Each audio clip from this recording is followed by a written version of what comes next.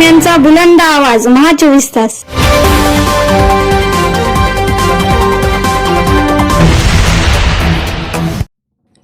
बातमी येते नांदेडमधून।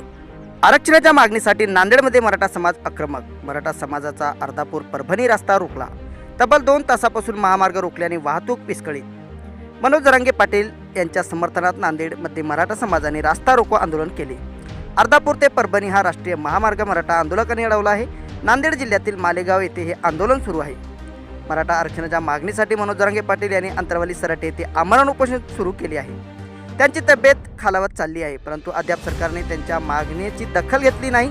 त्यामुळे नांदेड जिल्ह्यातील मराठा समाज आक्रमक झाला असून अर्धापूर ते परभणी हा राष्ट्रीय महामार्ग मराठा आंदोलकांनी रोखून धरला आहे। या आंदोलनामुळे वाहतूक खोळंबली आहे।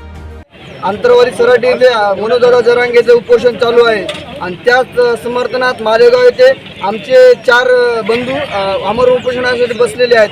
आणि याच उपोषणाची दखल नाही घेतली सरकारनं तर गावोगावी आमरण उपोषण होतील। याचे जबाबदार सरकार राहील। आणि देवेंद्र फडणवीसला एकच सांगणं आहे की लवकरात लवकर आमचं आरक्षण देऊन आमच्या मनोज जरांगेला उपोषणातून मुक्त करावं, नाहीतर याचे परिणाम सर्वात जास्त भोगावे लागतील। गेल्या 13 महिन्यापासून संघर्ष योद्धा मनोज जरांगे पाटील लढत आहेत, तरी हे फडणवीस महायुतीचं सरकार जाणून बुजून मराठ्यांना टार्गेट करीत आहेत। तरी येणाऱ्या विधानसभेच्या अगोदर या सरकारनं मराठ्यांना कुणबी प्रमाणपत्र दिलं तर हा समाज त्याला डोक्यावर घेऊन नाचल, नाहीतर याचा सुपडा साफ केल्याशिवाय हा मराठा थांबणार नाही। हा निर्वाणीचा विचार।